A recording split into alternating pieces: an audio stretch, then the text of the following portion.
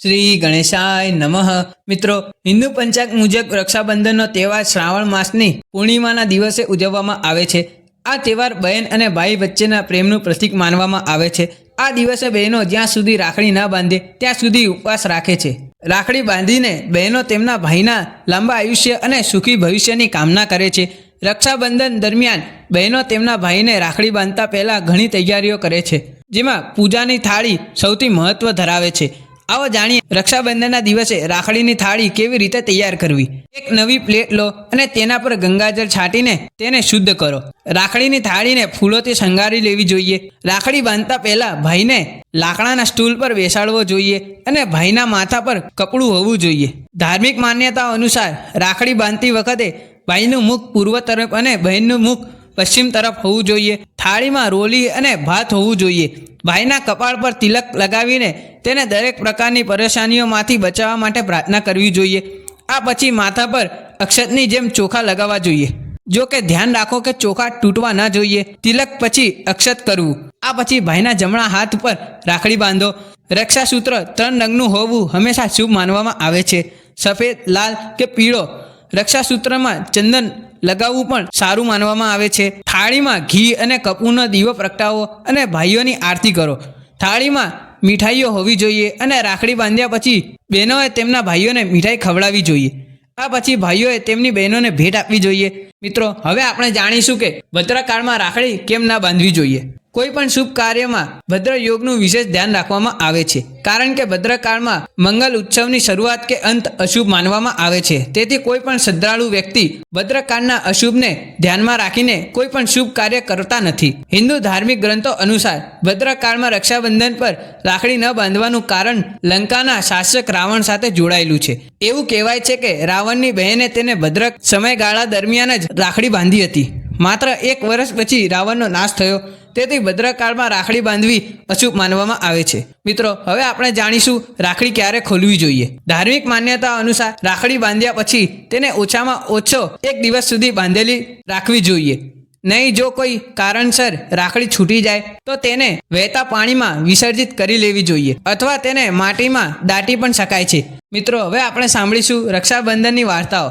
એકવાર યુધિષ્ઠિરે ભગવાન કૃષ્ણને પૂછ્યું, હે અચ્યુત, મને રક્ષાબંધનની વાર્તા કહો જે મનુષ્યના દુષ્ટ આત્માઓ અને દુઃખોને દૂર કરે છે. ભગવાન શ્રી કૃષ્ણ બોલ્યા, હે મહાન પાંડવ, એકવાર રાક્ષસો અને સૂર વચ્ચે યુદ્ધ થયું અને આ યુદ્ધ 12 વર્ષ સુધી ચાલ્યું. દેવતાઓને પરાજિત કર્યા પછી રાક્ષસોએ તેમના પ્રતિનિધિ ઇન્દ્રને પણ હરાવ્યા. આવી સ્થિતિમાં ઇન્દ્ર દેવતાઓ સાથે અમરાવતી ગયા. બીજી તરફ વીજળી દૈત્યરાજે ત્રણેય જગતને પોતાના વશમાં લાવ્યું. તેમણે સિંહાસન પરથી જાહેર કર્યું કે ઇન્દ્રદેવ સભામાં ન આવે અને દેવતાઓ અને મનુષ્યો યજ્ઞ ન કરવા જોઈએ. બધાને મારી પૂજા કરવી જોઈએ. રાક્ષસ રાજના આ આદેશથી યજ્ઞ, વેદ, પઠન અને ઉત્સવો વગેરેનો અંત આવ્યો. ધર્મના વિનાશને કારણે દેવતાઓની શક્તિ ઓછી થવા લાગી. આ જોઈને ઇન્દ્ર પોતાના ગુરુ બૃહસ્પતિ પાસે ગયા અને તેમના પગે પડીને વિનંતી કરવા લાગ્યા. ગુરુ, આવી સ્થિતિમાં સંજોગો કહે છે કે મારે અહીં જીવનું બલિદાન આપવું પડશે.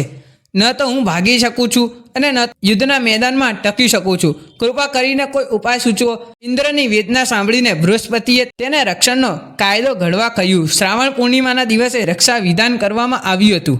શ્રાવણી પૂર્ણિમાના શુભ અવસર પર ઇન્દ્રાણીએ ત્રીજને સ્વસ્તિકનો પાઠ કર્યા પછી રક્ષણનો દોરો લઈને ઇન્દ્રના જમણા હાથ પર બાંધ્યો અને તેને યુદ્ધના મેદાનમાં લડવા મોકલ્યો. રક્ષાબંધનની અસરથી રાક્ષસો ભાગી ગયા અને ઇન્દ્રની જીત થઈ. રાખડી બાંધવાની પરંપરા અહીંથી શરૂ થઈ છે. જ્યારે બીજી વાર્તા ભગવાન વિષ્ણુ અને રાજા બલિની છે. કહેવાય છે કે આ પછી પણ રક્ષાસૂત્રનું મહત્વ વધી ગયું હતું. વાસ્તવમાં ભગવાન વિષ્ણુ વામનનું રૂપ ધારણ કરીને પોતાના રાજ્યના રાજા બલિને છેતરવા જાય છે અને 3 પગલામાં તેમણે રાજા બલિ પાસેથી આખું રાજ્ય છીનવી લીધું હતું. આ પછી રાજા બલિને પાતાળમાં રહેવાની સલાહ આપે છે. રાજા બલિ ભગવાન નારાયણ સાથે સંમત થાય છે અને તેમની સાથે પાતાળમાં જાય છે. આ ભગવાન વિષ્ણુને વચન આપવાનું કહેવામાં આવે છે. વિષ્ણુજી તેમને વચન આપવા તૈયાર થાય છે. આવી સ્થિતિમાં રાજા બલિ તેમને કહે છે કે જ્યારે પણ હું જોઉં ત્યારે મારે ફક્ત તમને જ જોવું જોઈએ. મારી ઊંઘ અને જાગરણની દરેક ક્ષણો મારે ફક્ત તમને જ જોવું જોઈએ. આવી સ્થિતિમાં ભગવાન વિષ્ણુ પોતાનું વચન પૂર્ણ કરે છે અને પાતાળમાં રહેવા લાગે છે. બીજી તરફ લક્ષ્મીજી નારાયણ ભગવાનની ચિંતા કરવા લાગે છે અને તે નારદજીને ભગવાન વિષ્ણુ વિશે પૂછે છે. ત્યારે તેમને આખી વાત ખબર પડે છે. આવી સ્થિતિમાં નારદજી લક્ષ્મીજીને રાજા બલિને પોતાનો ભાઈ બનાવવા અને ભગવાન નારાયણને તેમની પાસેથી દક્ષિણા માંગવાની સલાહ આપે છે. દેવી લક્ષ્મી પણ આવું જ કરે છે. તે વેશમાં રડતી જાય છે અને રાજા બલિ પાસે પહોંચે છે. જ્યારે રાજાએ તેણીને રડવાનું કારણ પૂછ્યું ત્યારે તેણીએ તેને કહ્યું કે તેનો કોઈ ભાઈ નથી. ત્યારે રાજા તેને કહે છે કે આજથી તે તેનો ધાર્મિક ભાઈ છે. માતા લક્ષ્મી તેમને રક્ષાસૂત્ર બાંધે છે અને નારદજીની સલાહ મુજબ બલિ મહારાજ પાસેથી નારાયણ ભગવાનની દક્ષિણા માંગે છે. ત્યારથી રક્ષાસૂત્રને પુરાણોમાં મહત્વ મળવા લાગ્યું. રક્ષાબંધનની બીજી વાર્તા. ભગવાન શ્રી કૃષ્ણ અને દ્રૌપદીની વાર્તા. એકવાર ભગવાન કૃષ્ણના હાથમાં ઈજા થઈ અને લોહી વહી ગયું. દ્રૌપદી આ બધું જોઈ ન શકી અને તેણે તરત જ તેની સાડીનો પલ્લું ફાડીને શ્રી કૃષ્ણના હાથ પર બાંધી દીધો. પરિણામે લોહી નીકળવાનું બંધ થઈ ગયું. થોડા સમય પછી જ્યારે દુશાસને દ્રૌપદીનું વસ્ત્ર હરણ કર્યું ત્યારે શ્રી કૃષ્ણએ દ્રૌપદીનું વસ્ત્ર હરણ કરીને કૃપા પાછી આપી. આ ઘટના રક્ષાબંધનનું મહત્વ પણ સાબિત કરે છે. તો મિત્રો, આ હતી રક્ષાબંધનની કથાઓ. મને આશા છે કે તમને આ વિડીયો જરૂરથી ગમ્યો હશે.